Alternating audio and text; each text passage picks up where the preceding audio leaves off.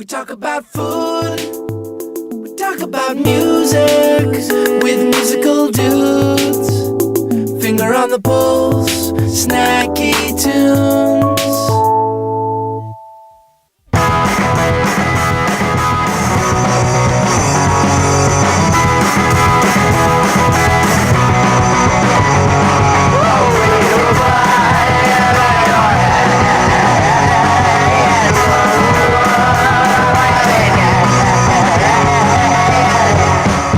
Arthur Conan Doyle.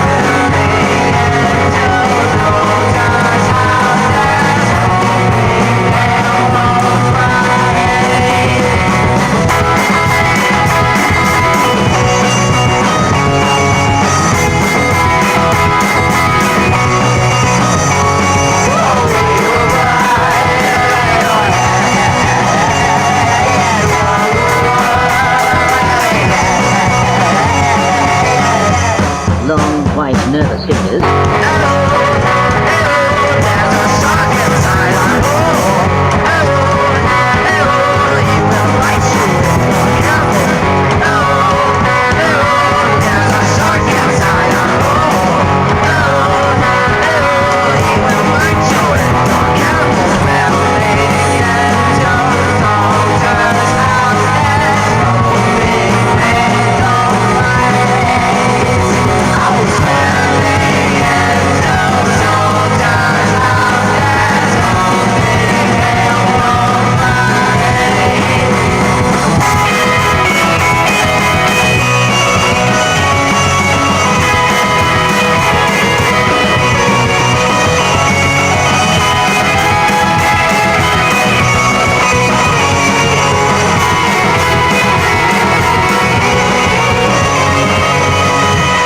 Again and again.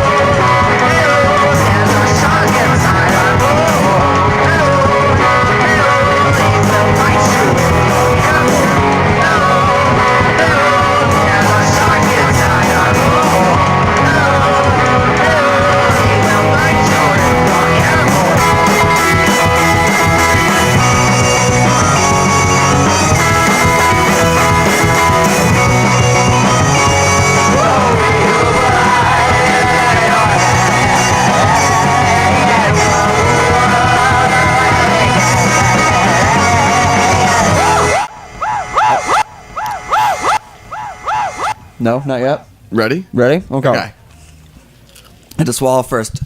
All right. That was just Cloud Nothings. What song is that? Morgan? Morgan. Yep. You are listening to Snacky Tunes. I am one half your host, DJ Never Forget, sitting across from, or kind of kitty corner. Catty corner. Catty corner? Catty corner. I've never gotten that phrase right, ever. I think Or it's- also never really understood it. It's diagonal. Okay, so I'm Diagonal from Terry Diabolic. I'm happy to be sitting here. Yeah, I Been a think we're all happy. Crazy 6 weeks for those of you who don't know. I think you alluded to it last week, but I was in a major car accident, but I'm fine. I just have a huge scar down my front. I had 35 staples in my front, but I'm back. Welcome eating back. picza, yeah, right. Like And another- first time we've done the show together in about 2 months together. Yeah, we took some time off, and then, I was on the West Coast recovering, and here we are. So the reason why we played that Cloud Nothing song is because we have the boys from Group Tightner in here today to kick off our 5-part Brooklyn label series. Lecture, question and answer, advice, don't do it type of thing. So welcome to the show, boys. Thank you. I'll be giving a lecture later. Yeah, there will be an online quiz for all of you wannabes. That, of course, always music comes later in the show. But the big Main event. thing... What'd you say? Main event. Main event. Well, no. We have 2 main events. Possibly 3. Possibly 3. Possibly 3. But the big thing this week is that our barbecue series is back. We're in our 4th summer, and we have kind of kicked it up a notch. I would say we kicked it out. We are joined by Jesse Schenker from Reset. Jesse, welcome to Snacky Tunes. What's going on? Good to have me. Yes, it is good to have you. Flipped it. To recap, so, in years past, we've done some of our favorite restaurants that have been more of like a local Brooklyn sort of vibe. And this year, we wanted to head across the pond to New York. And No one says that. I think is that what they mean from across the pond? I don't know. Anyway. And we want to go look at restaurants that were doing really amazing high-end cuisine, and Reset had been on the top of our list from November. I think that's when I started hunting you down. Yeah, I think so. It's been a few months. And if you haven't been to Reset, I'd make your reservations before Wednesday, because I think after the barbecue, the list is going to get longer and longer. I mean, you guys are already sort of booked every night, aren't you? Pretty much. So, Jesse, why don't you talk to us about your cuisine, how you got started, and sort of how you reached the type of food you're doing now? Well, I grew up in South Florida. Kind of worked around down there. Went to culinary school down there. Didn't go to high school. And basically, after I maxed out all the, I don't want to say the talent in South Florida, but I think I kind of hit the culinary pinnacle down there. And, I knew I needed to come to New York to really learn and really move forward in my craft. I guess just like anything else, whether you're an artist or a musician, I think except for maybe an actor, you go to Hollywood, but everything else you come to New York. So packed my bags, I came up. I spent a little time working in the kitchen at Gordon Ramsay in Midtown. I staged around at other restaurants, 3-star restaurants in New York, and in the process I met a lot of good people that were supporting me and that wanted to kind of get a little business off the ground. So basically, I met with Christina Lee, who's the pastry chef. She was a pastry chef at Per Se, and we got together and we started doing catering. We did it like on our nights off in a bakery in Harlem, which was kind of cool. It was like an underground thing. And then it was like just on our days off, like once or twice a week. And then we got, kind of blew up. Somebody from Daily Candy had came in and wrote an article about it the next day. They actually didn't even warn us. They called us and they're like, we're going to write a review and we're going to publish it and we're going to put it out. Be prepared. And we're like, okay. And I didn't even know what Daily Candy was. I still don't even know what Daily Candy is. And, but I know that when we were doing it at a bakery, the bakery phone line, we got emails. I mean, it just started blowing up, and it was only like 3 sentences. I mean, What was the place called? What was it called? We called it Reset Private Dining. So Okay. a friend of mine, my buddy Andre, he actually lives, I think, in Brooklyn here. He on this side of the pond. He See? People It's not taking off. It's taking off. It's not taking off.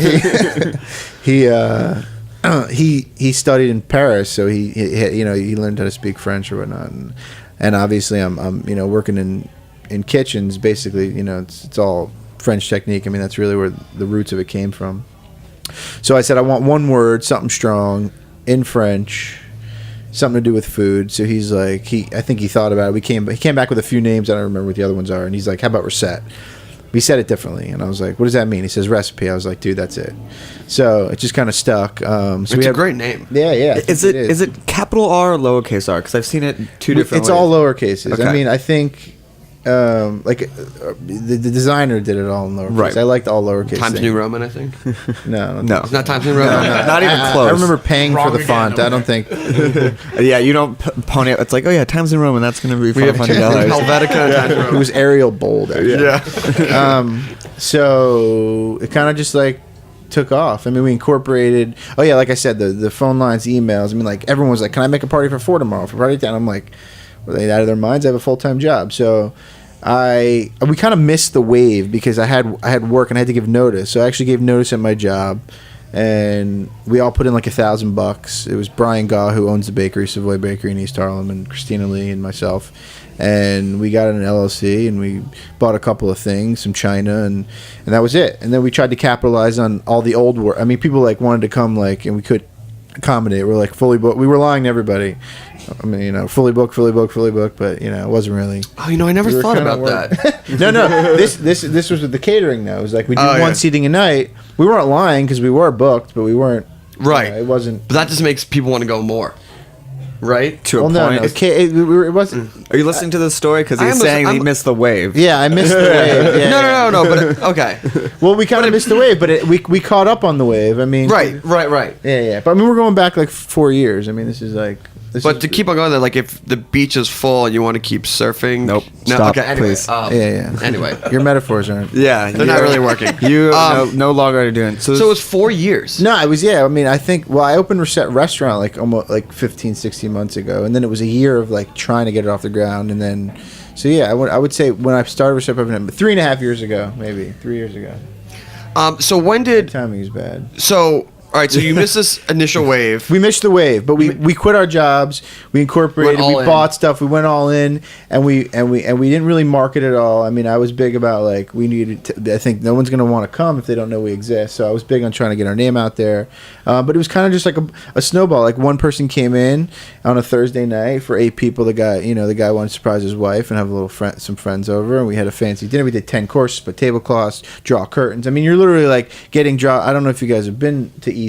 It's like 110th between 3rd and Lex, but I mean it's not that pretty. I mean, Right, it's yeah. kinda, Right. So you're getting off the train on 6th Avenue there, not 6th Avenue, the 6th line on 3rd Avenue, and you're kind of in the grungy area, you know, and then you walk up and you see this bakery and these lights and these curtains, and you go in and you get this whole crazy meal, you know. Which I think New Yorkers always love. They're like, what's the crappiest looking place that you could put me in front of, and then go through the door, and it's just amazing on the other side. Yeah. No, basically that's what it was. I mean, you'd open the curtains, you'd come in, it was like candlelit and real nice. And we kind of like we wanted to emulate the whole like the French Laundry experience. Like that was the thing. It was like 10 or 12 courses, small, really good, and like if you're gonna emulate the best, I mean, if you're gonna emulate somebody, you might as well do the best. So obviously Thomas Keller, that whole. I have a question. Since you missed the wave, and I always love asking this question, what was like the lowest point that you felt where like I shouldn't have done this, or you Never were like thought that. Never thought okay. that. Yeah. But what was okay? So then, So- what was so the then- best survival like you did for survival to get through like the lull? Well, I did a lot of stuff. I'm a mover and a shaker. I mean, I was working. I have private clients that I've had, that I still have. So I was cooking for people privately in New Jersey, and I mean, I always had things going on. And I remember there's a salon, Paul Lebrecq salon spot, some ritzy, like, you know, you want a haircut, you're gonna pay $300, Right. And I was catering lunches there. I remember sitting up doing that, and I met some famous people and kind of linked in, and you know, basically that kind of stuff. So I was able to pay You had the a rent. base. You had a base to pay rent. Yeah, totally. I mean, I wasn't, you know. Plus, I saved money from working Gordon. Yes. Yeah, it wasn't. How was it you know. working for Gordon? You know, to be honest, it was intense. Did you work directly with him? No, I mean, well, he's got an empire to run, Right. so I mean, he's talking about bouncing all over. I mean, I probably met him like 4 times in the year I was there. But his people, I mean, when he comes, he's very serious, and his staff is, you know, his proteges are extremely disciplined, and it was great. It was a great experience. I mean, it really, you know, I remember anxiety on the train going to work, like, oh my God, what's today going to bring, you know? All right, well, we're going to take a quick music interlude and eat some of this delicious pizza. But when we come back, talk about the rise of the wave, you know, that after missing it, coming back up into Reset to getting where it is, the music you play there, because the soundtrack is an awesome juxtaposition to the food that's being served. Yeah. And we'll talk about the barbecue that's happening this Wednesday at Good Company. Listen to Snacky Tunes.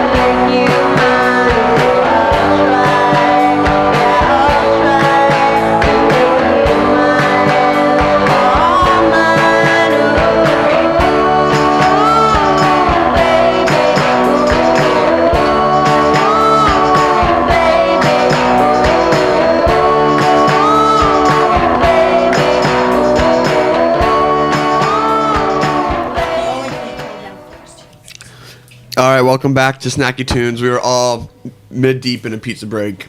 That was just, what was that? Best Coast.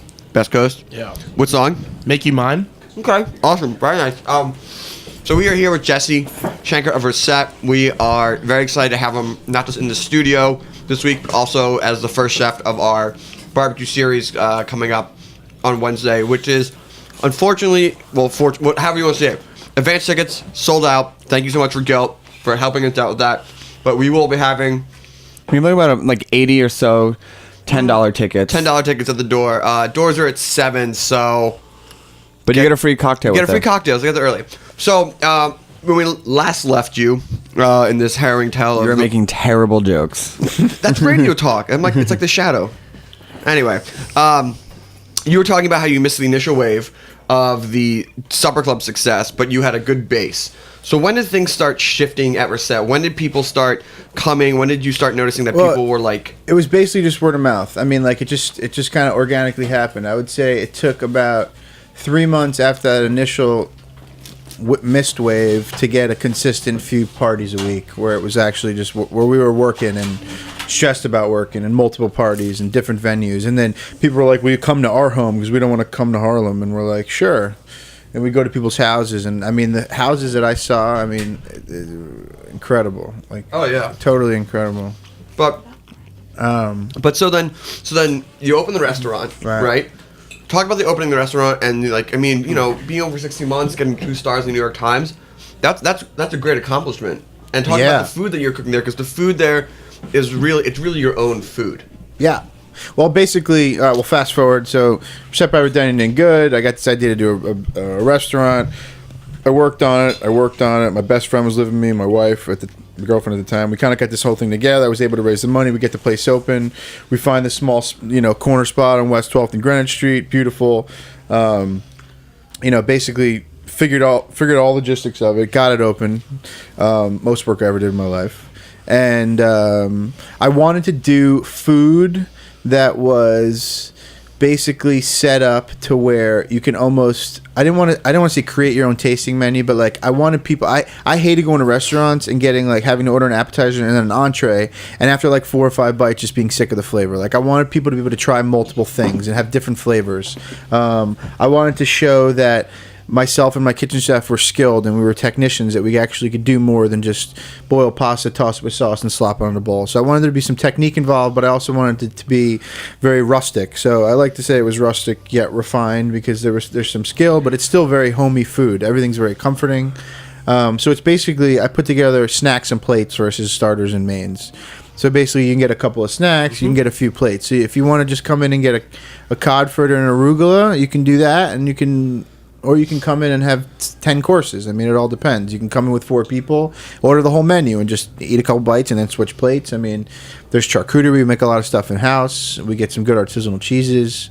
That burrata with beef carpaccio and tomato jam, I don't think I could ever get sick of that. No. I really think that I could have done with 12 to 20 more bites of that. Yeah. I almost considered knocking off something else that I'd ordered and getting that a second time. It's really it's fantastic. And the setting's beautiful. Yeah. Was it a townhouse? It wasn't a townhouse. It's just an old building. I mean, there was a couple restaurants before there. I mean, it's got the French windows on the so you get the corner. But it's basically, I mean, the food is. I like that concept too, because it's like we play loud music. It's got a very West Village feel to it. I mean, it's wooden, it's got that wooden good tables. West Village feel to it. Yeah. But you're next to the diner next to you, but you're not right on top of them. But it's intimate, it's warm, and it feels good. And then when you sit down, you don't get there's no chicken Caesar on the menu. You're getting like real good food. Well, let's talk about that music, because for the setting, because it is. I mean, you walk in and you could go very formal, very generic with music, but you really let part of the experience be the music that you play. Like you playing a lot of soul music now in there, a little bit of rock and roll. Can you talk to me about how music has influenced, the setting and the mood of the restaurant? Well, you know what? I mean, besides food, my other big passion is music. I'm very, I haven't got anything like post 1990. I haven't really got into, but everything. I mean, I'm driven by music. I mean, when I opened the restaurant, I only played Pearl Jam for like the first couple weeks. It was like my good luck thing, and I'm a huge Eddie Vedder fan. And you named your son Eddie, right? My son, who was just born 3 months. 3 months. Oh, yeah, Congratulations! 3 months, thanks so much. He's named Eddie after Eddie Vedder. But yeah, I mean, I basically wanted to put together a mix of like just. You know, like sometimes you're sitting in a restaurant or you're sitting somewhere and you hear like a Journey song and you just like get pumped up, or you're like, or you're somewhere and you just hear some. So I wanted like a lot of not one hit wonders, because they're not one hit wonders, but like a lot of mix of like from Al Green to Pearl Jam to Madonna to just to Michael Jackson's Thriller. We basically just put together a mix of like everything, just like because there's a lot of bands that I don't really love, but I like one or two of their songs, so I kind of just is it you get to pick it, or does your staff also help as well? Well, I mean, they didn't put together the music. I put together the music, but like I have like a soul station, I have hip hop, I have rock and roll, I have jazz, I have all sorts of stuff. So like if they're in the mood to like earlier in the night on a Saturday when it's like the crowd tends to be a little older, and then when we get to a show, we'll play the jazz, and then Saturday night at like 11:30, 12 o'clock, I'll put on like the more like. I'll throw in some Common and some other stuff and kind of get the vibe going. But I let them pick what they want. Right. So let's talk about this Wednesday. Yeah. Barbecue is not on the menu. You don't really have like barbecue dishes, but that's what makes it so exciting. You said you talked about are you still doing lamb? I'm doing lamb. Spring, you gotta do lamb. So talk to us how you got to the idea of what you want to make and how you reached taking your food and transferring it to a barbecue setting. Well, I mean, my menu is if you look at the menu, it's very Mediterranean driven. I love garlic, I love lots of herbs, I love lemon, I love vinegar, I love salt. So I wanted to throw those combinations in there, but also hit the barbecue setting and also stay seasonal. So I mean, basically. The first thing you said barbecue and you said there's a grill, I was like, well, we got to do ribs. You cannot do ribs. And then I was thinking, well, we could do beef ribs or pork ribs. Kind of been done. I was like, it's the middle of spring. Let's do lamb. So the deal with the lamb ribs is you get lamb breasts and it has the ribs on it, almost like the spare ribs would be on a pork. Mm-hmm. All right, and it's got that flap of meat that just braises really good and it's just succulent and delicious. So I got 200 pounds of lamb ribs coming in tomorrow. I'm gonna marinate. I actually don't think I've ever had lamb ribs. Well, you're gonna have them tomorrow. Well, I mean, I'm gonna have them on Wednesday, but I can't recall ever having them or even thinking of lamb ribs. So I'm excited. It's awesome. That's why these things happen. Yeah. There's only God. Now I'm not coming. Sorry. Yeah. But it's exciting. I mean, it's also exciting. But one of the great things about your restaurant, because normally we say, oh, and you get to see the chef like cook. You have a very open kitchen and it's very tight. And those two seats at the end of the bar it's like performance theater. It's awesome to see you just like working there with your team. I mean, it's a tight run ship. No, definitely. People have said they're like you're like an orchestra and you're like the conductor and everyone kind of just And it's true. It's true. You'll never see me yell. You'll never see anyone really not do it. I mean, it's to be as ambitious as we are with that small kitchen and the menu. I mean, everyone really needs to know what they do, and they kind of just do it. And we're kind of well oiled, and we do it. But it's a great show. I mean, it's a common thing. People love to sit at the end of the bar and kind of watch the whole thing go on. It really is. Well, Jesse, thank you so much. Thanks for having me. Also, who's been quiet, but she's we always need to shout out the PR people and the people behind it. To Brooke and Cog and seriously, thank you. Bullfrog and Baum, thank you so much. Yeah, it's they're a pleasure to work with, and we look forward to working with you for the summer. Anyway, barbecue's on Wednesday, 7 p.m., 10 Hope Street. We got about 60 to 70 tickets at the door. Did we just sell 10 while no, we're sitting but here? like let's be honest, what's actually there. Rain or shine, we're getting tense. It's going to be awesome. Yeah, and Frankie Rose is going to DJ. Yeah, Frankie Rose, who's was on the Snacky Tunes comp, and Reka Vodka will be doing cocktails and cocktail specials all night. And New York Magazine will have free issues of their magazine, which is always great. Yeah. Do we miss the summer preview? I love that. The summer preview. We might have. New York Mag. So, shifting gears over here to the second. Do you like event. that transition? You learned that in radio school. So I really liked how you just shifted your actual body. Yeah, in the chair. actual body. Before we get into it, we have the boys from Group Tightner, and they are going to play a couple songs for us, and then we're gonna talk about music, talk about label and contracts and first ups and European tours and all that good stuff. So why don't you cue us up? Do you know what he's gonna play? I don't know. All right. I'm starting it with Harry Dolan's. All right. Yeah, this Fluffy Lumbers, Harry Dolan's, which is, excuse me. That's fine. He's now this band is kaput, but he's the drummer for Big Troubles. That's his band. rad.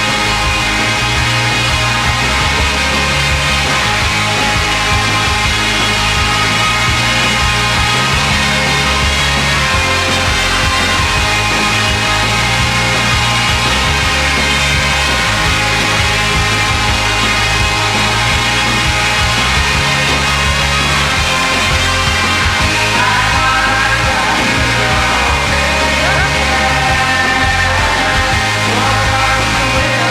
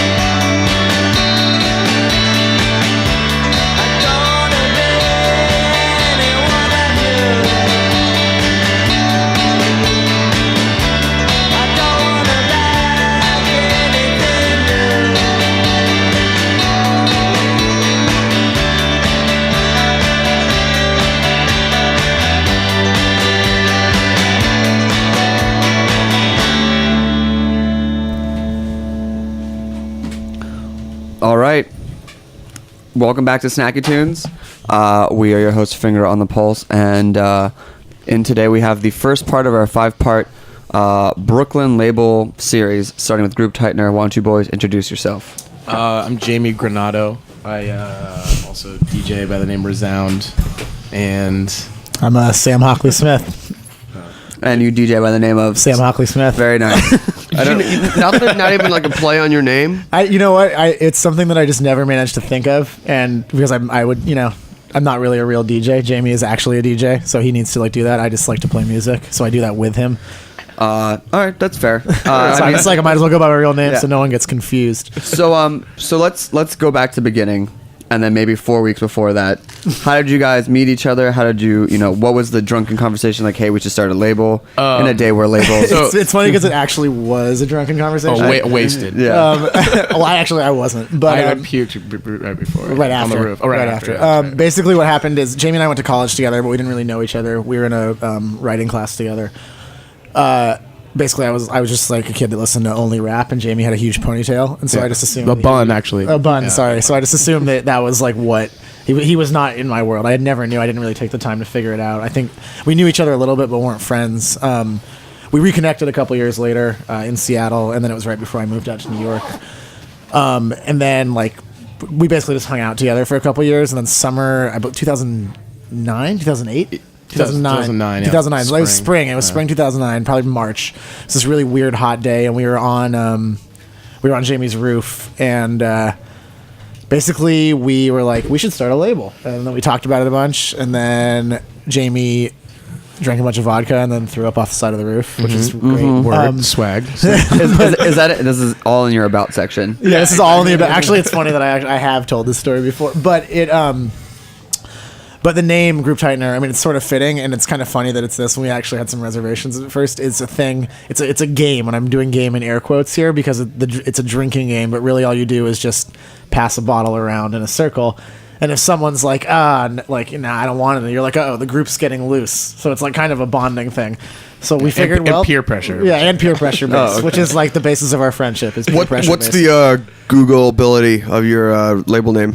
It's actually really good. I don't. It's sort of like I think it might be related. Like the only other thing that comes up besides us is something related to guns somehow. Yeah, and like gay porn shit. I think for sure. Probably. Yeah. Well, those are two good things to be associated with. Yeah, exactly. But they're very, but they're below us. So. Okay. So, how did you guys come to your? Now you have that, but how did you come to your first release? It's funny. Our first release was Best Coast, who is like, huge now. For people that don't know, she's like much bigger than I think even she anticipated. We released a single with her because actually she was an intern at my day job at the Fader magazine, and I sort of knew her there. She was in other bands around before that, but she moved to New York briefly to kind of be like, I'm gonna do it. Like she tried out in New York and didn't like it. And actually, the night that we started the label, her boyfriend is Nathan Williams, who's Waves. And he was telling me, he was like, now that she's done with the internship, you should release, or you should write about her in the magazine. And I was like, yeah, maybe. And then I was like, or we could release it on a label. Yeah. And so we just hit her up, no contracts or anything, and we put it out. And then from there, she became like the biggest thing ever. And we were like, whoa. So how does that work for you guys? I know that some labels will set it up where, like, say, like a Passion Pit, when it's on French Kiss, they'll, like, when they get upstream, they get a piece of it, but you guys don't have any contract. How does that? How does that work for you guys? Yeah, well, I mean, like the common sort of DIY approach to it is like we give you 20% of the pressing, and that's like your payment. If you're a touring band, that gives you like stuff to sell, etc. It's weird though, you're saying like contracts earlier. It's like we're weird about contracts. We want to make sure there's something in writing that's like that's cool. Everybody's set, but it's like contracts are kind of scary, and especially when you're first starting out. You don't want like. Which 30-page contract. When you're starting as a label, or you're starting as when a everyone is starting, I think both. Yeah, I don't think we wanted it in general. Yeah, we didn't want it. Artists didn't want it, but then the reality, like basically what happened with Best Coast is that we were like, okay, so we primarily released singles up until very recently, and so we never had contracts because it was like whatever they want to do after this, they can do. And so she signed to Mexican Summer, and was starting to deal with things that like we were just not equipped. Like if someone asked us to like, what if they wanted to use one of our songs in a commercial, we'd be like, right? Like, yeah. So we basically were just like, whoa, this is a whole other world we didn't even anticipate. And so what we ended up having to do is starting to actually, become a real record label, basically. Which is funny. It's almost, since it's like the DIY approach, almost like a band where it's like, yeah, we're just gonna start a band, and then like things start to come into play where you're like, oh, I didn't realize that we also had to deal with these type of things. And as a label size, it seems like you would grow along those ways as well. So now, do you have sync and license in place and all those PR and everything? We're working on it. We're getting there. I mean, it's one of those things where we released all these artists and as singles, and so they're not technically Group Tightner artists. They're just artists that we released on Group Tightner. So now, what this whole thing made us realize is that we need to start having Group Tightner artists. Right. So the first real one is this kid, Expensive Looks. He's like 20. He makes it's also more electronic dance based, which is interesting, which we haven't really explored that much with our label yet, but it's something that we both listen to quite a bit. And that's our first big push as like, this is a Group Tightner artist. Do you have a track from him we can hear? We can definitely play a song. All right, let's play a track from him, and then we'll come back and talk a little bit more with the boys. Cool. From Group Tightner. You're listening to Snacky Tunes. I am half your host, DJ Never Forget. On the other half, I'm Terry Diabolic. Just getting back in the swing of things. It's gross out here. Whole week's supposed to be gross. Sounds like a perfect time to do barbecue. It does. All right, here we go.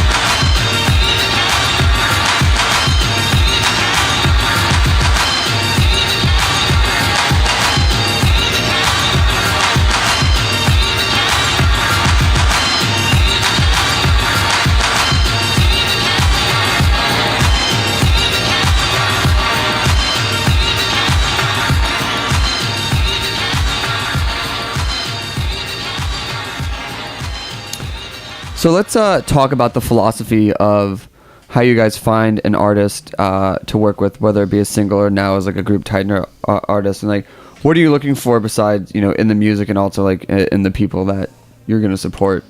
Well, I mean, a lot of we've released a lot of like just friend stuff, and I think a lot of it about like our whole thing is basically we want to be able to work with people that we respect and are honest with, and you know what I mean, people that like are genuine homies that we can hang out with as well, whether we are friends initially or we like sort of like get to know them and like like that's. I think I think it's partially that. It's also it's funny because I think what Jamie and I both take for granted with the label is that we both are weirdly on this wavelength as far as what is right for Group Tightner. Like we'll both like some stuff and then be like, well, that's not really like what we would do. But it's just sort of a lot of it is that, and a lot of it is just like how much do we really like this music. It's like my favorite thing about having a label is like it's really putting your money where your mouth is. You're like, I like this enough to actually spend a lot of money on it, not downloading it really fast and just listening to it, or not even like buying a CD in the store, like spending real money on something to get it out there. Has there been anything that you really were into and then gotten farther down the road and been like just not feeling it, like something shift for you, and then how do you deal with that? Actually what happens with that, which is cool, is like part of the way of working with artists that we actually like and respect and feel like there's a mutual respect there, is that we've been really lucky in that, like, if that happens or if it starts to get weird, then we can be like, like, we really like this earlier stuff, this direction you were going, and what do you think about sort of taking on the role as like a light producer, not like telling them what to do or forcing them, because like, we recognize we're in a situation, we're not giving them a studio, we're sort of like, give us music and we'll make it be on a record. So it's more like being like, this is why we paid attention to you in the first place. Do you have material that follows these same lines, or is that something you're still interested in pursuing? And I also think we've been lucky because we've released singles so far. So it's like, people will give us like 4 songs or something. We're like, all right, we want to put these 2 or these 3, or you know what I mean? Like 6 or 7 songs, put like 3 or 4 out, whatever. But we've also been, we have an artist, this guy Secret Colors in Seattle, who he's released a lot of music on himself and on other labels, and we've been talking with him and sort of literally going through his old stuff and being like, this is the direction that this should go in. So it's a very collaborative process at this point. And they're into it. They're open to it. They're open to it, and that's the best part. I mean, we won't do it unless it like really is necessary. But so let's play another couple songs. Cool. From you guys, what do you have queued up? We can play. We got everything queued up. We can play. One thing is this guy Alex Bleeker. He released a. He's part of Real Estate. He's the bass player in Real Estate, which is a New Jersey band. We released a 7-inch with him. It's sort of solo. We have that. Before this, we played, that was just Expensive Looks, which was from a 7-inch that we have coming out soon. And prior to that, it was The Twerps, which is a 7-inch that we have that is just now coming out. Great. Cool.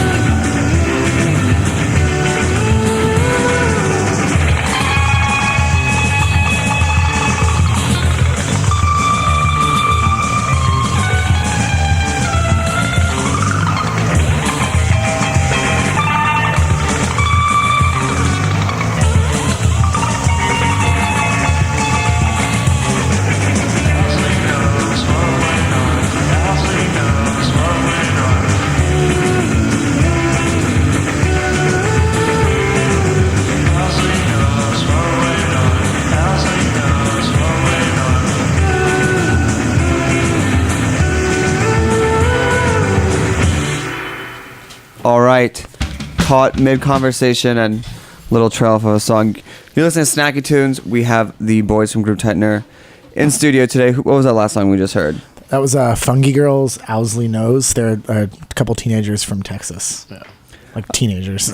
like Teenagers? like 16 like and 17. Yeah, Like so young. Like parents sit in the room when you guys are talking record label stuff. It's the only time I ever really met them was at South by Southwest a couple years ago, and they came A couple years ago? Yeah. When they were like Like- 14. It felt. I mean, they were like 15 when they They played, were yeah. 15, yeah, and it was they were really, and they're still in high school, I believe. Yeah, they're gonna graduate soon. I heard, but we'll And then they can tour. They're coming out to New York this yeah, summer. we're doing a show actually. with them at the Ding Dong Lounge near Columbia. Go on. With them, another artist putting out Cough Cool and then Expensive Looks. Are you gonna put them up? Like, are they gonna crash at your place? Maybe, I don't know. They're playing it like Death by Audio. Also, I don't know. They arrange their own shows. They're grown ups now. You know? They're grown-ups now. Other grown-ups in the DIY world. Yeah. I cannot stop eating this pizza. I'm sorry. I know, it's so good. So you guys are about to go on tour in Europe Yes. as the label. Yeah. Or, no? Yeah. Yes? Yeah. No, it is. It is. Sam, It's fully- Sam informed me I wasn't allowed to DJ by myself while I was there. So. Yeah, it's true. Jamie was like, "I'm gonna set up some like extra stuff that's like more like DJ based, so like you might not be able to do it." And I was like, You're like, You got- he was basically like, thanks. "Yeah, Yeah. Well, I mean, I was. Oh, like, that's well, cool. Yeah. Do you want me to carry your records? Yeah. Boss? So, and it's interesting because as a label now, you're like, it's not just label, you're DJs, personalities out there, and you also have full-time jobs. Well, I have a full-time job. I'm on unemployment. I've been on unemployment for a while, which is great. It's also why we're able to actually do this in a good way. So yeah, no, but like that's, it's become my job, which is good. And then hopefully, somewhere down the line, maybe I'll have to get a job for another year or something, but we'll be able to do it full time. I mean, and what's the goal of the label for you guys? I mean, for us, it honestly, on a personal level, it's just that we can both do it full time and have it make money and be something that give artists an outlet to like really do what they want to do and like make it look good and get it out there. Like that's essentially all I want to do. Like I don't have any like grand plans.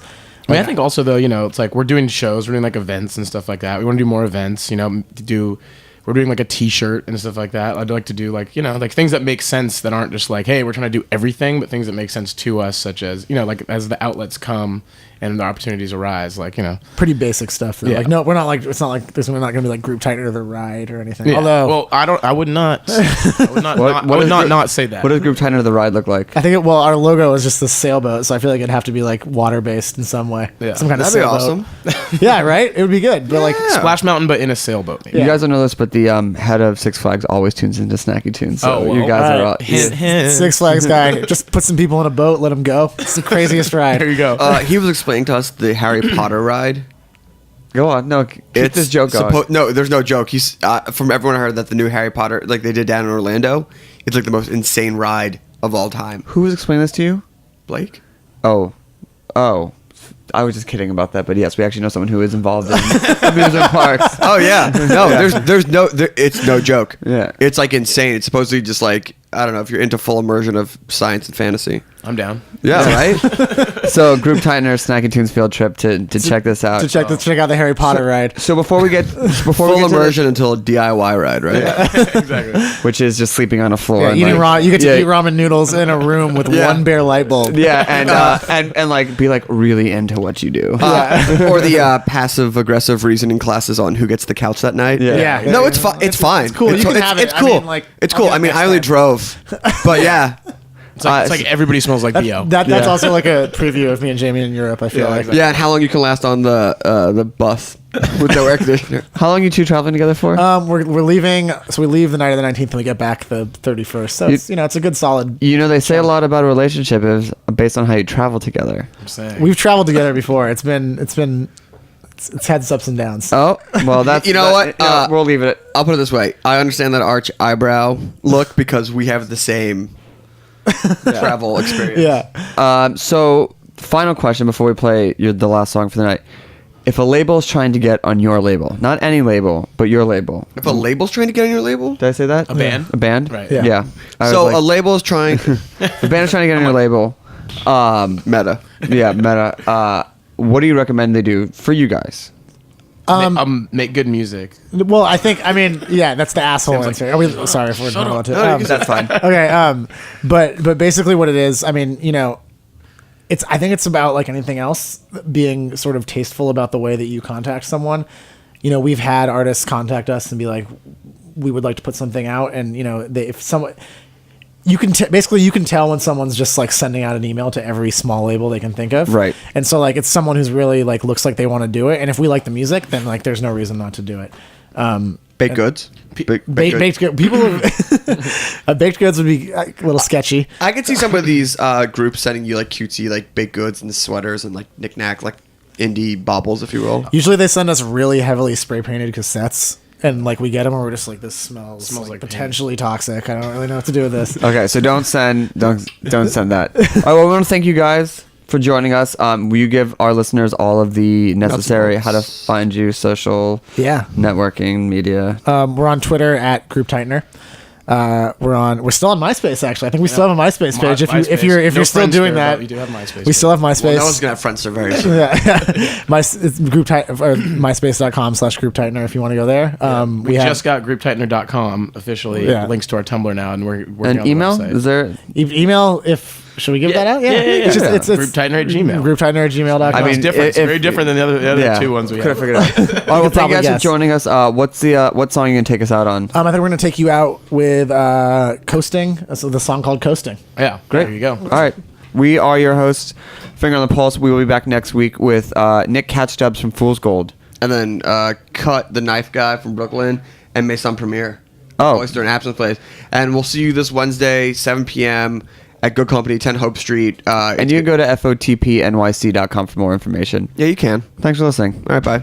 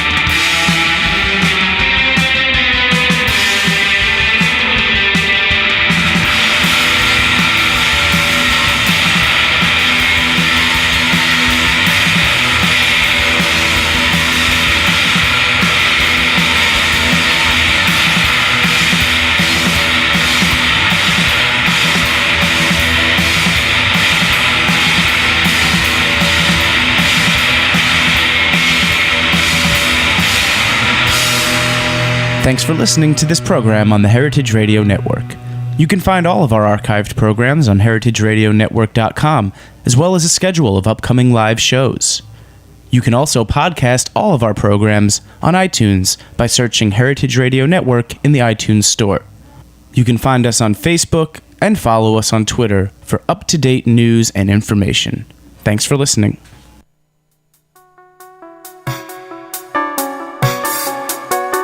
This is Behind the Scenes News with Katie Kiefer. Just this week, I read about one of my favorite television personalities, Mike Rowe of Dirty Jobs, who testified in Congress about how disconnected Americans in general have become from the people who produce their food or fix their pipes, make their clothes, etc. Here's what he said. I believe we need a national PR campaign for skilled labor. Something that addresses the widening skills gap head on and reconnects the country with the most important part of our workforce. Right now, American manufacturing is struggling to fill 200,000 vacant positions, and there are 450,000 openings in trades, transportation, and utilities. The skills gap is real and it's getting wider. In Alabama, a third of all skilled tradesmen are over 55. They're retiring fast, and no one is there to replace them. In general, we are surprised that high unemployment can exist at the same time as a skilled labor shortage, but we shouldn't be. We've pretty much guaranteed it. In high schools, the vocational arts have all but vanished. We've elevated the importance of higher education to such a lofty perch that all other forms of knowledge are now labeled alternative. Millions of parents and kids see apprenticeships and on-the-job training opportunities as, quote, vocational consolation prizes, best suited for those not cut out for a 4-year degree. And still, we talk about millions of shovel-ready jobs for a society that does not encourage people to pick up a shovel. In 100 different ways, we've slowly marginalized an entire category of critical professions, reshaping our expectations of a good job into something that no longer looks like work. A few years from now, an hour with a good plumber, if you can find one, is going to cost you more than an hour with a good psychiatrist. So check out Mike Rowe Works, that's his website, where he is announcing a broad-based initiative from Discovery Communications called Discover Your Skills. I think he has a lot of interesting points to be made here, and I think everybody would do well to take a look at it. So this is Behind the Scenes News from Katie Kiefer. Thanks for listening.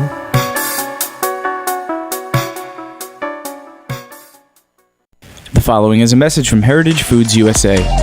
In the next few weeks, Heritage Foods USA will be offering an interesting variety of amazing products, ranging from top-quality seafood to their famous pork cuts.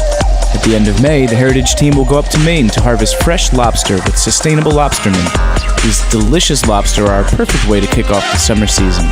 In the pork department, Heritage Foods USA will offer the maple-cured smoked boneless Heritage ham at an unbeatable price. This offer won't last long, so get them while you can.